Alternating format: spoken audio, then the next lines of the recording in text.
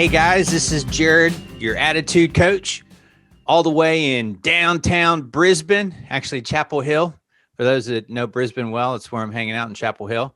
And today, I got one of my best mates who's on, and he's a 40-year veteran in the retail industry. He's been on before, Mr. Bradley Flegg from Leadership Under Construction. Welcome, Bradley. Hey, Jerrod. Great to be here again. It's been a while since we've talked, so it's good. It has been, and I know that you've had a lot of things going on, and especially in your, in your new life right now, new stage of life. And I was gonna comment just even on the backdrop, because I really liked the backdrop. As soon as I saw it, I thought I need to be hanging out there. I got a brick wall. I look like I'm probably in jail. In comparison, yeah. Yeah, I'm in prison and you're free. Yeah, one of the projects that Sandra, my wife, and I undertook in 2020, just at the start of the pandemic, really, we committed to re-landscaping our yards. And we bought this beautiful big table, which you can see behind me. And we can seat up to probably, 20 people around this table. And it got me thinking about it's such a beautiful space, and if when I talk to people about leadership, wouldn't it be great if you could come to my table and sit with me and let's just chat about leadership and where things are at. And so it got me thinking, and I took a photo and used it as a backdrop, and I hope to soon start some podcasts myself called The Table, where we sit and talk about leadership. I love it. So I'm hoping to have some guests from, I guess, people I know from my background, general managers, HR managers, that sort of thing, and just have some dialogue with them about where is leadership heading, particularly in retail, but I hope to expand it beyond that. Where is it heading? What are they looking for? What are team members looking for now, coming out of COVID? It's a different world, as everyone would say, and also the people that I do mentor some individuals, and hopefully I can create a tribe of individuals who can talk to each other. So and look, you're in a really great place too, because like, for example, what you made me think about is if you've got a table where you can put 15 to 20 people, and you still have a lot of great friends in the industry and people that that you could probably even invite over that are within a 30-minute or an hour and a half drive of your place. Something like that would be really awesome to be out there and to actually have them all sitting around a table and with multiple cameras set up and all that sort of thing. That's the vision. Hollywood production. Let's get it done. That's the vision, and that's hopefully where we'll end up. So look forward to starting those shortly. And obviously, there's people like yourself, like we are today. So let's if we can't do it, because we're in different states, obviously. So if we can't sit at the table together, join me virtually at my table, and let's go from there. So what have you been up to, Jerrod? Well, he's not here, but I want to give a shout out to Jeff McKeon. Jeff McKeon, the survivor himself. He's been on several times, been putting some short videos together, and in terms of promoting life coaching and helping individuals. But I have been focused on my fitness. That's what I've been focused on. I feel like since last time we spoke, doing some podcasts, there's focusing on training. Like, part of my routine is to be able to 3 to 5 up to 6 times a week is to go out and train, whether that's run, cycle, or go to the gym for strength and conditioning. Because I know first and foremost that if this thing, I have to keep this thing well so that this thing stays well. That is a great point, Jerrod. Great point. And you know our friend Natalie Cartwright. Absolutely, yeah. You know, she's very strong on communicating the importance of it's not just work. It's not just about the corporate life. There's a balance, and we all talk about work-life balance, but there's your mental health, your physical health. If those things aren't part of your priority, then your work life will suffer.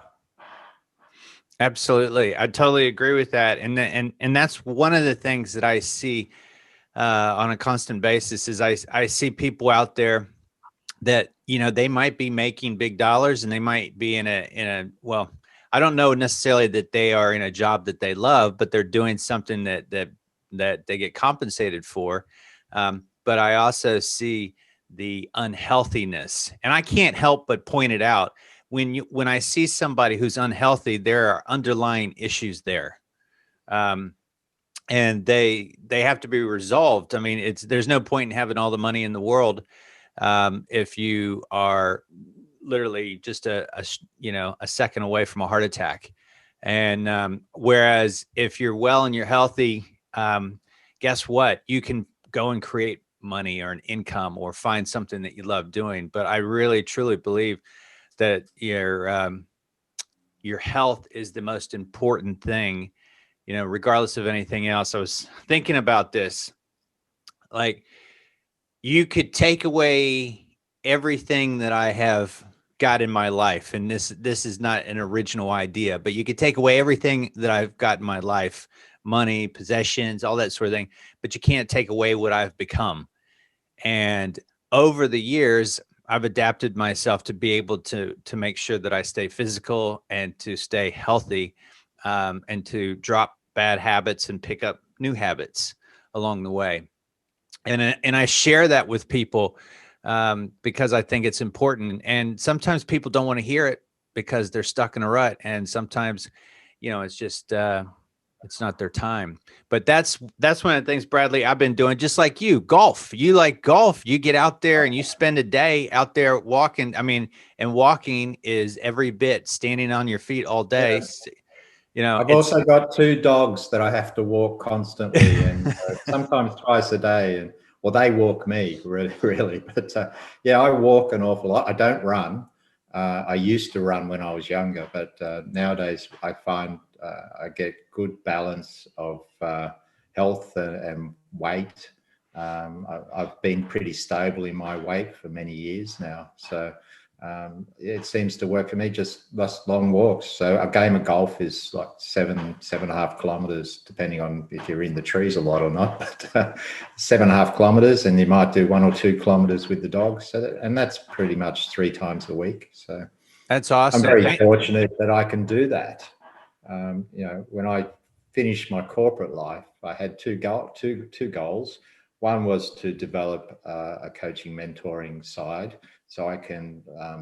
I had this thing about leaving a legacy and helping others navigate their career path, and you do that by sharing your stories, your successes, your mistakes, your stuff ups, and how you work through that.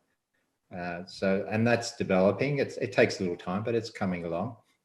And the other one was to be active, not to be wasting my health on the lounge. So don't waste my health and don't waste my experience. Do something with them. It's so true. It's so true. And you were saying earlier, you've got some people that you're currently mentoring right now, emerging leaders, and they look up to the experience that you bring to the table. What do you see as some of the challenges that you address with some of them, or what are they asking for in terms of guidance that you've come across, you know, recently? Yeah, I have one mentee who I thought an awful lot of. She worked with me in the last position that I had, and I thought very highly of her, but she was very, I guess, naive about corporate how to navigate a career path. But I could see in her a strong will to develop herself, and her purpose, I think, was to not do nothing with her opportunities, not miss them. She wanted to make the most of the opportunities available. So we got her into a Cert 4 program, which gave her some education around management, and then put her into positions that would develop her leadership. You know, if you look at, people often ask, well, am I a manager or am I meant to be a leader? And those nouns are simply titles that someone puts upon you. It's normally in a position description, for example. In some corporate hierarchies, you've got people at a very entry point level being called a leader, and then they report to someone who's called a manager. So right. I think people get really confused about, well, am I a manager or am I a leader? But managing and leadership are the verbs of those nouns, and they're based on what you do or how you move things forward. And leadership is based in your behaviors. So what I focus on with this individual is making her understand how she needs to demonstrate through her behaviors her opportunities for providing leadership versus when she needs to manage a situation. And they're two very different things. So there are situations, and you need to read the situation and determine, well, is this where I need to manage, or is this where I've got an opportunity to practice my leadership skills? And when I say practice my leadership skills, that's exactly what it is. Someone doesn't bestow upon you the title of leader and you automatically know how to provide leadership. You've got to have a go. You've got to put your foot in the water and start swimming. It's like being, what they call, thrown in the deep end. You've got to get in there and start practicing your leadership skills, your communication skills, your listening skills, your empathy, your getting to know individuals, getting to know little things about their personal life so that you can relate to them more, finding some commonality. That's how you and I built a friendship we found a commonality, which was our interest in developing others, or our interest in reading about leadership and applying it to our work. We had something that we could work on together. I'll never forget the day I walked into your office, and it's a good point to sit there when you invited me in, and I walked in and I saw the material everywhere. I saw the books, I saw the information, I saw the rich resources of stuff that you had in there. It was a library of self-development, leadership, everything that you could possibly want to know and learn, and all that. You surrounded yourself with this information, and you've been a lifelong student too. So that's the number one thing I try and get across to individuals, that you can't. Some people think, oh, well, the company should provide this, or the company should put me through that. That's may happen, and in most chances it won't happen. You've got to find the time and the resources yourself, and not just don't just read one book and think that's going to provide you with the skills or knowledge. You've got to look at all varieties of genres, of opinions.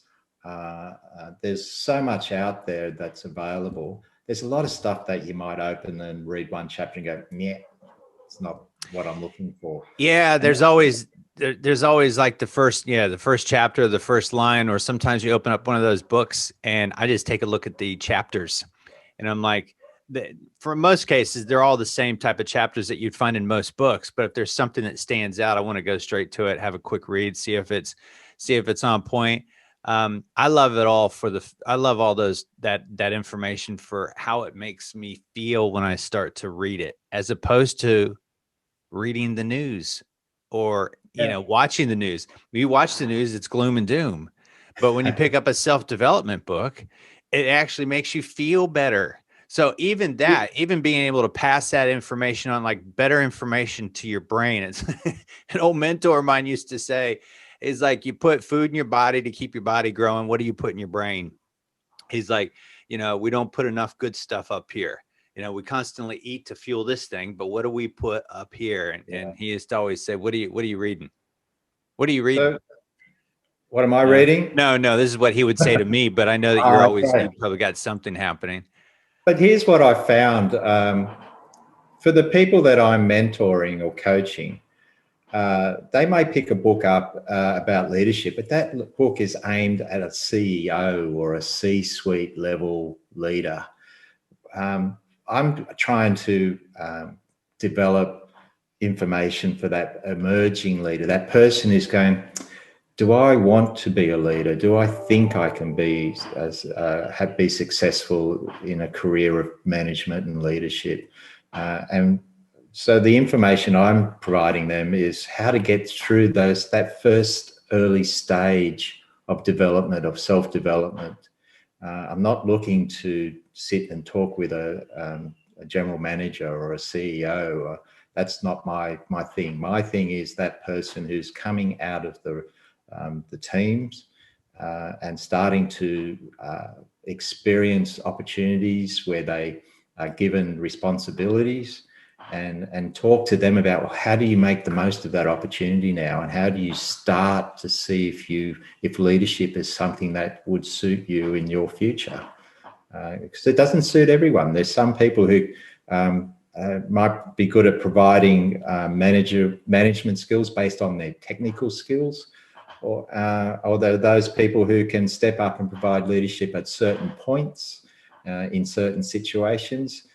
But it's rare to find someone who overall can take on both the managerial skill set and the leadership skill set to really develop a strong career and take on bigger and bigger teams of individuals and be able to develop them.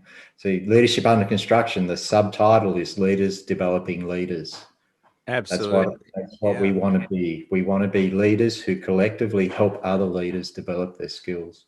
It takes courage, doesn't it? It takes courage. Absolutely. Courage, curiosity. We've talked about this in the past. You've got to be a curious person to go, well, what is this podcast?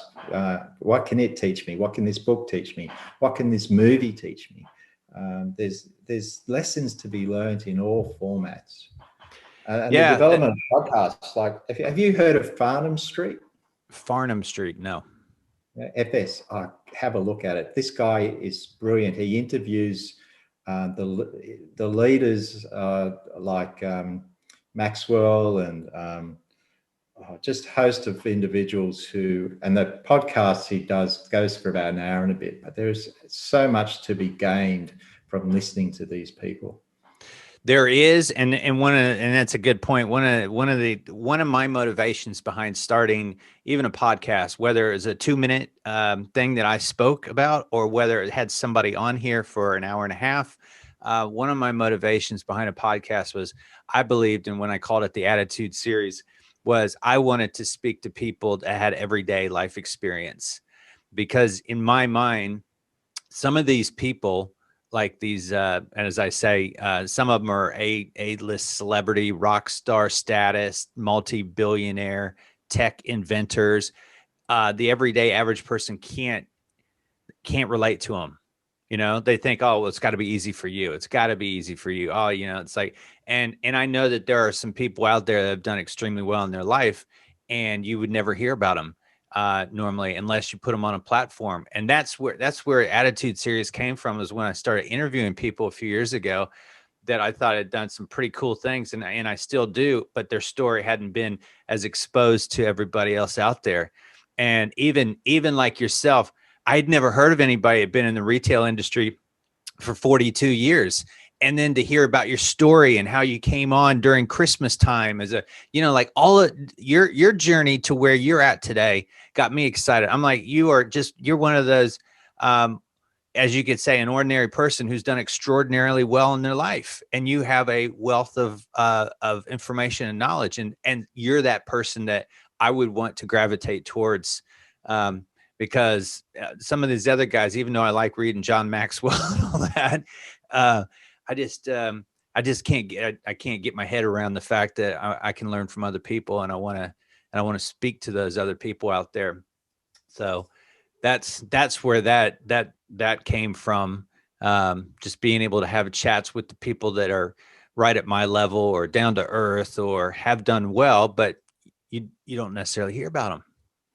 Yeah, I appreciate that. And I would ask, if you were to sit with someone who was considering stepping up and grabbing hold of an opportunity, what would you say to them, Jerrod, about using attitude as the subject? What would you suggest for them to do? Keep moving forward, just like in leadership. Keep moving forward. Plan to fail. Literally. Good. Plan to fail. Yeah, it's a big one. Yeah, like literally, if you be prepared to have that happen to you in life. And if I shared my story, I have failed in so many avenues of my life, and that doesn't necessarily mean that you're going to stop or quit, but be prepared. Like I'm sitting here thinking about this morning, for example, and it got my 12-year-old stepdaughter is talking about money, and this whole thing about, and this is a different generation, and I'm not trying to do a side note, because I met somebody the other day and I want to share this story, but talking about money, and we're talking about these grocery bags that cost $1 from Woolies when they come and drop off groceries and deliver groceries. And we had 7 bags dropped off this morning. So that was $7. And most people take those plastic bags and they just toss them. And I'm like, I can't get my head wrapped around it. It's just extra money. It's like, why are they charging extra money when they're like 15 cents at the store? And then, it's like, I know they got to make money and they're a business and all this. And she's like, it's not that big of a deal. It's only $7. And I'm like, if it's only $7, if you had the opportunity, would you take the $7?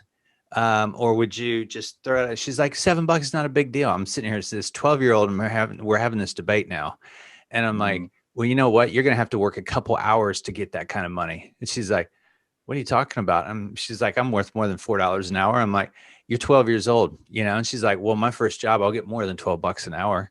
And I'm going, no, you're not. Nobody's going to pay you more than $12. You don't even have your first job. So, I mean, how can you just go and say you're going to get, and I'm sitting there thinking about everything that I did when I was a kid.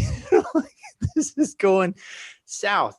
So, when I think about it, I think that kids today and people today, no matter where they're at, they just have to move forward. If it works out for them, great. If it doesn't, then they learn something from it. And that's the only way that you're ever going to do it, is you're going to have to execute action, go forward. If you screw up, that's fine, but just learn something from it and recorrect your course next time. And I do that every single day in life. There's things that I do where I go, oh shit, I don't want to do this, and then I go, okay, I'm going to do it. And if it works out for me, fantastic. I can learn that. The simplicity behind just taking action and going and doing it is probably the number one key element. Because if you keep trying to line up when everything's all lined up perfectly, I got to get all my ducks in a row. I got to do this. I got to do that. Like, how much I laugh about when you and I first met, and like, even the first podcast that we did, like trying to get this stuff set up or all this, and, trying. I look back at that and I think, oh my God, how bad was I? Like, you learn. Yeah. And we're constantly learning. So what I'd say to new people out there is go for it. Like, I'm the guy who takes a risk. My wife doesn't, right? Polar opposites. And that can be a detriment to my like my own being. But I think that it's important personally to put yourself out there.